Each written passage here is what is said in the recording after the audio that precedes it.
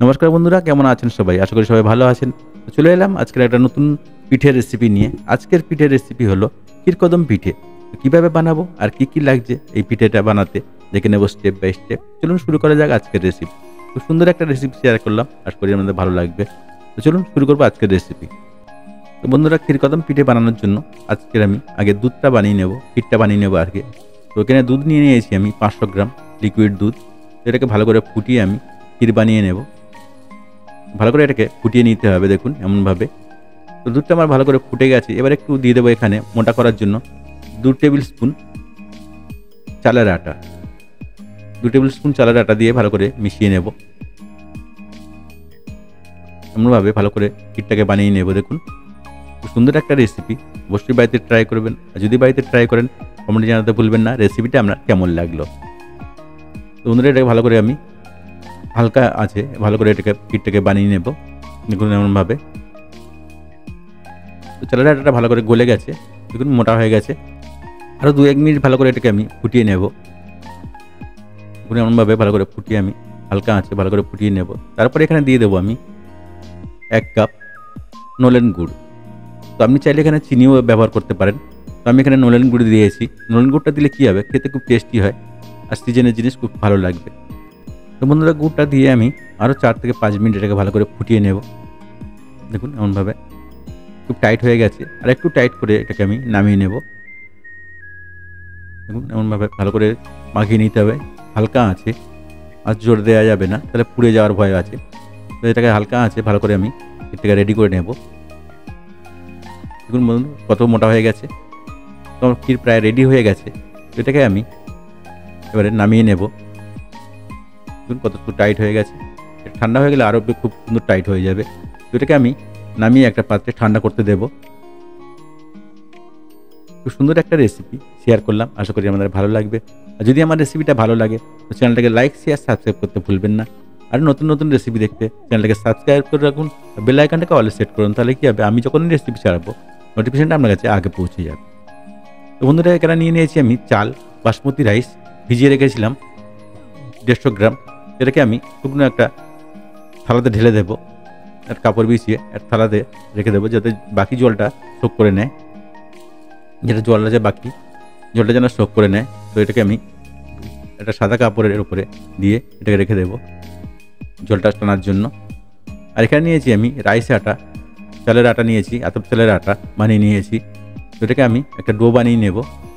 Do বানানোর জন্য এখানে আমি নিয়েছি গরম জল 1 কাপ, দিয়ে দেবো অল্প লবণ স্বাদ মতো। দিয়ে জলটা ফুটে গেলে, একটু ভালো করে ফুটে গেলে তারপরে আমি দিয়ে দেবো রাইস আটা 1 কাপ। 1 কাপ জলে 1 কাপ আটা, তাহলে আপনার ডোটা খুব সুন্দরভাবে রেডি হয়ে যাবে।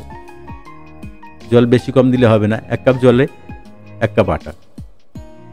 তাহলে কী হবে, সুন্দরভাবে ডোটা রেডি হয়ে যাবে। খুব শক্ত হবে না, খুব নরমও হবে না। দেখুন এমনভাবে আমি ডোটাকে রেডি করে নেব। দেখুন আমার ডোটা খুব সুন্দরভাবে রেডি হয়ে গেছে। জল কম হবে না, বেশি হবে না।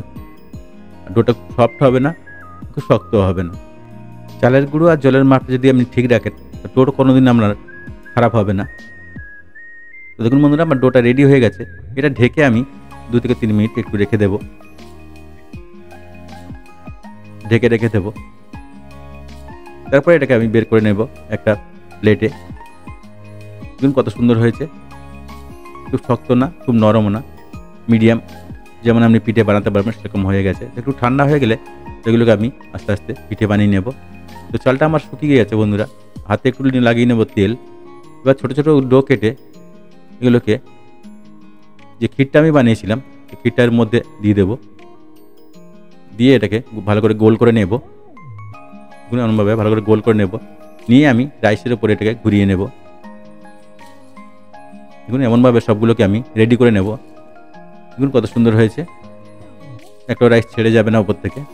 দেখুন এরকমভাবে সবগুলোকে আমি রেডি করে নিয়ে নেব। দেখুন আমি আরও একটা দেখিয়ে দিচ্ছি কেমনভাবে বানাবেন। হাতে হালকা তেল লাগিয়ে দেবেন, দিয়ে এটাকে একটু চ্যাপটা করে নিয়ে তারপরে আপনি একটু সামান্য চওড়া করে তারপরে ক্ষীরটাকে ঢুকিয়ে দেবেন ভিতরে। দিয়ে আপনি চালের ওপরে এটাকে ঘুরিয়ে নেবেন, তাহলে আপনার পিঠে রেডি হয়ে যাবে। দেখুন কত সুন্দরভাবে সবকটা পিঠে আমি রেডি করে নিচ্ছি। অবশ্যই এরকম বাড়িতে ট্রাই করবেন। আর যদি বাড়িতে ট্রাই করেন কমেন্টে জানাতে ভুলবেন না রেসিপিটা আপনার কেমন লাগলো। খুব সুন্দর একটা রেসিপি, দারুণ একটা রেসিপি, পিঠার রেসিপি শেয়ার করলাম, আশা করি ভালো লাগবে। তো বন্ধুরা আমার সবকটা রেডি হয়ে গেছে, দেখুন একবার মতো আমার রেডি হয়ে গেছে। তো একবারে আমার 10খানা করে পিঠে আমি ভাপিয়ে নেব। তো এটাকে আমি রেডি হয়ে গেছে, এবার এটাকে আমি ভাপিয়ে নেব। তো ভাপানোর জন্য আমি জল গরমে বসিয়ে দিয়েছি, জলটা আমার গরম হয়ে গেছে। তো এটাকে আমি 8 থেকে 10 মিনিট এটাকে ভাপিয়ে নেব। দেখুন ঢাকা দিয়ে এটাকে আমি 8 থেকে 10 মিনিট ভাপিয়ে নিলে আমার পিঠে রেডি হয়ে যাবে। তো বন্ধুরা দেখুন আমার পিঠে প্রায় রেডি হয়ে গেছে। দেখুন কত সুন্দর হয়েছে, কত সুন্দর লাগছে দেখতে। দেখতে যত সুন্দর খেতেও তো খুব সুন্দর লাগবে। অবশ্যই বাড়িতে ট্রাই করবেন। আর যদি বাড়িতে ট্রাই করেন কমেন্টে জানাতে ভুলবেন না রেসিপিটা আপনার কেমন লাগলো।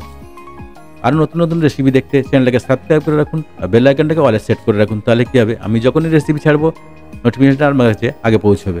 পুরো ভিডিওটা দেখার জন্য ধন্যবাদ সবাইকে। ভালো থাকবেন, সুস্থ থাকবেন। আবার দেখা হবে নেক্সট ভিডিওতে। কমেন্টে জানাতে ভুলবেন না রেসিপিটা আপনাদের কেমন লাগলো। ধন্যবাদ বন্ধুরা।